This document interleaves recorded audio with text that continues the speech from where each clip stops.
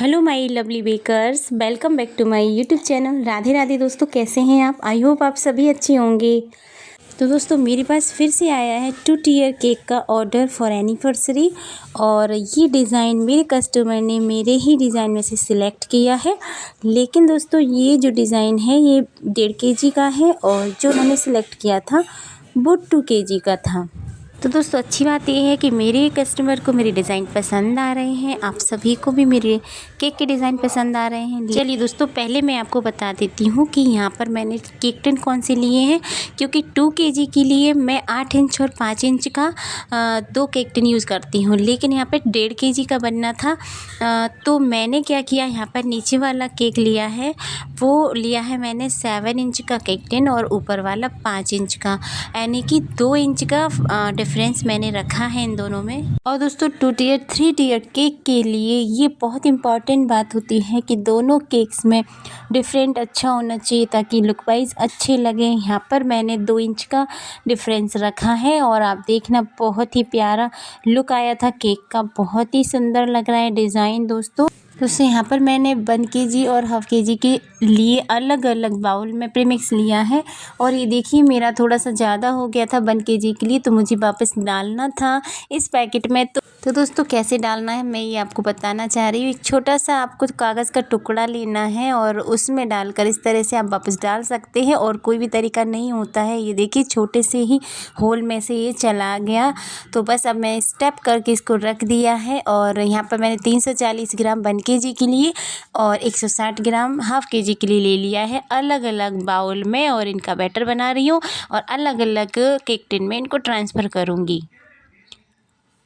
वो इसलिए दोस्तों, क्योंकि किसी केक टिन में ज़्यादा ना चला जाए, एकदम परफेक्ट मेज़रमेंट के साथ केक बने, इसके लिए मैंने इन्हें अलग अलग बाउल में डाला है। चलिए, इसका परफेक्ट कंसिस्टेंसी का बैटर तैयार करते हैं और इसको गैस पर बेक करते हैं। तो दोस्तों, यहाँ पर पहले मैंने गैस पर बर्तन प्रीहीट होने के लिए रख दिया था, और दोनों बर्तन मैंने एक साथ रखे थे क्योंकि दोनों केक मैं एक साथ बेक करना चाहती थी ताकि जल्दी से काम हो।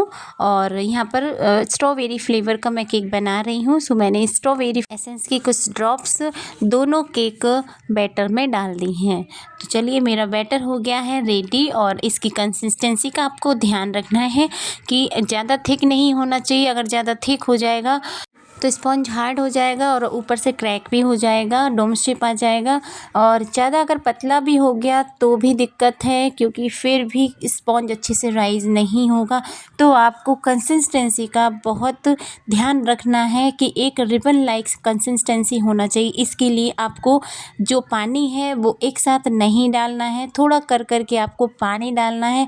और जब आपको लगे इसकी कंसिस्टेंसी प्रॉपर हो गई है, इस तरह की रिबन लाइक कंसिस्टेंसी, तो बस आपका बैटर मान लीजिए तैयार है। और मेरा बैटर तैयार हो गया था। मैंने इसमें थोड़ा सा रेड कलर डाल दिया था ताकि जो स्पॉन्ज है वो थोड़ा सा पिंकिश हो जाए। स्ट्रॉबेरी केक के लिए मैं पिंकिश ही स्पॉन्ज बनाती हूँ। तो चलिए, ट्रांसफ़र कर देते हैं इन्हें केक टिन्स में। और अब इसको बेक होने के लिए गैस पर रख देते हैं। चलिए, अब मैंने सारा बैटर क्लीन कर लिया है, और इसके लिए दोस्तों स्पैचुला बहुत हेल्पफुल इंस्ट्रूमेंट है, टूल है। यानी कि स्पैचुला आपको कंपल्सरी लेना ही होता है, नहीं तो आपका जो बैटर है वो वेस्ट हो जाएगा और पूरी तरह से बाउल क्लीन नहीं होगा। चलिए, यहाँ पर मैंने रख दिया है एक भगोना, जिसमें मैं 8 इंच का केक टिन 7 इंच का केक टिन इसमें रख रही हूँ बेक होने के लिए। इसको अच्छे से प्रॉपरली ढक देना है, स्टीम बाहर नहीं निकलना चाहिए, नहीं तो आपका स्पॉन्ज अच्छे से बेक नहीं होगा और ये चारों तरफ से जल भी जाएगा। और यहाँ पर मैं इडली मेकर यूज़ कर रही हूँ, जो मैं हर केक के लिए करती हूँ। हाफ kg और 6 इंच का केक टिन, 5 इंच का केक टिन मैं इसमें ईजिली रख सकती हूँ। चलिए, 30 मिनट बाद मैंने दोनों केक स्पंज बाहर निकाल लिए हैं, अच्छे से राइज़ हो गए हैं। देखिए कितने बढ़िया से ये बेक्ड हुए हैं और अच्छे से एकदम सॉफ्ट और जालीदार बने हैं। मैं अभी आपको कट करके बताती हूँ। जब तक मैं इन्हें कट कर रही हूँ तब तक मैं आपको एक स्टोरी सुना देती हूँ कि मुझे ये केक ऑर्डर मिला कैसे। तो दोस्तों, जो मेरी क्लाइंट है वो फर्स्ट क्लाइंट है, मेरे से पहली बार केक बनवा रही हैं। और दोस्तों, इस महीने मुझे न्यू क्लाइंट बहुत मिल रहे हैं, क्योंकि जो भी मेरे रेगुलर क्लाइंट हैं वहाँ से कांटेक्ट करके मेरे न्यू क्लाइंट मुझसे कनेक्ट हो रहे हैं। तो दोनों ही चीज़ें हम होम बेकर्स के लिए ज़रूरी हैं, बहुत इम्पोर्टेंट हैं कि हमें न्यू क्लाइंट भी मिलते रहें और हमारे जो पुराने कस्टमर हैं वो भी हमसे कनेक्ट रहें।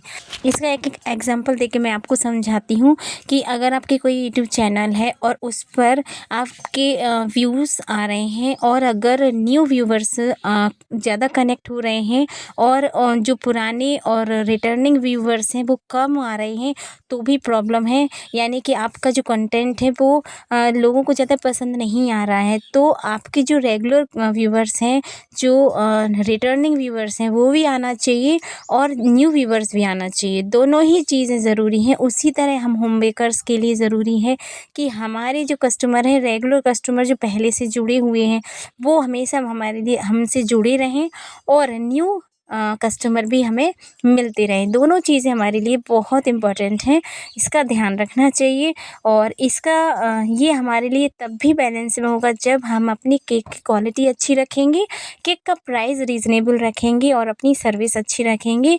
तो दोस्तों मेरे पास इस केक का ऑर्डर एडवांस में ही आ गया था।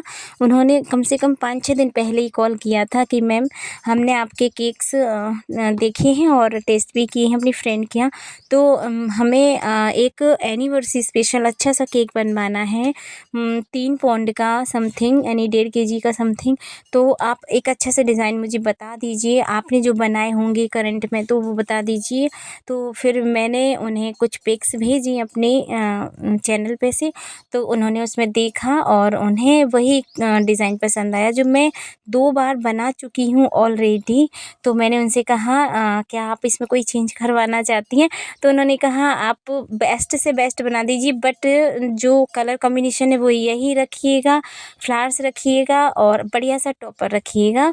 बाकी सब आप अपने हिसाब से अपने अकॉर्डिंग कर दीजिएगा। अच्छे से अच्छा लगना चाहिए, हमारे यहाँ पार्टी है एनिवर्सरी की। तो मैंने कहा आप इसकी टेंशन ना लें, केक बहुत सुंदर लगेगा, लेकिन बस थोड़ा मैं इधर उधर चेंज कर दूँगी, आपका जो बेसिक रिक्वायरमेंट है मैं उसका ध्यान रखूँगी। तो उन्होंने कहा ओके डन। तो इस तरह से हमारा केक ऑर्डर डन होता है और इसका प्राइस मैं लास्ट में शेयर ज़रूर करूँगी आपके साथ। तो दोस्तों देखिए यहाँ पर मैंने चारों लेयर यहाँ पर असेंबल कर ली हैं। साथ में मैंने यहाँ पे अच्छे से स्ट्रॉबेरी क्रश और पानी के मिक्सचर से हर लेयर को अच्छे से सोक किया है और साथ में मैंने यहाँ पर स्ट्रॉबेरी क्रश भी यूज़ किया है।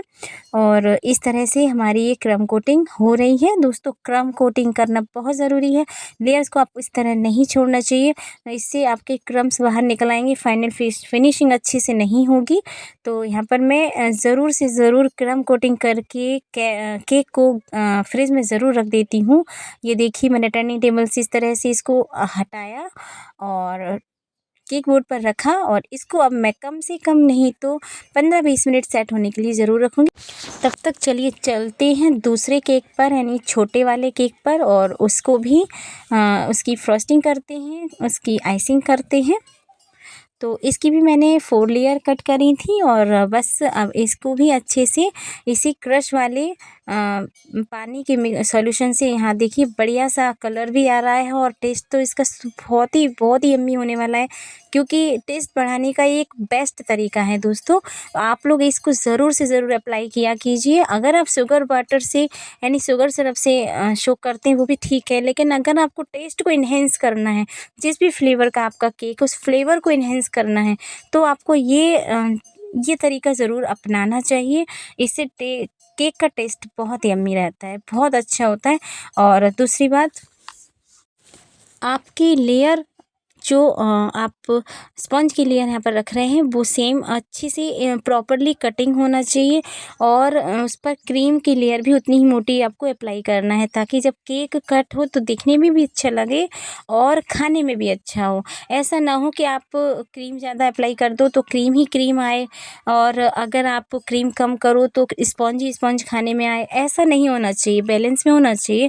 और अगर आपके कस्टमर स्पेशली अगर आपसे कहें कि नहीं हमें बहुत ही कम क्रीम का केक चाहिए तो आप कम क्रीम लगाइए, लेस क्रीम का लगाइए। और अगर कस्टमर कहें कि उन्हें क्रीम ज़्यादा चाहिए तो उनकी रिक्वायरमेंट के आप हिसाब से काम कर सकते हैं। चलिए दोस्तों, इस केक की भी क्रम कोटिंग हो गई है। दोनों केक क्रम कोट हो चुके हैं। इन्हें दोनों को सेट होने के लिए रखेंगे। और दोस्तों, इससे आगे की प्रोसेस मैं नेक्स्ट वीडियो में बता पाऊँगी, क्योंकि बड़ा वीडियो था, बड़ी प्रोसेस है, बड़ा केक है, इसलिए मैंने इसको 2 पार्ट में डिवाइड किया है। तो ये पहला पार्ट है। सेकंड पार्ट में जल्दी से जल्दी अपलोड करूँगी। मिलते हैं नेक्स्ट वीडियो में। Bye, take care, Radhe Radhe.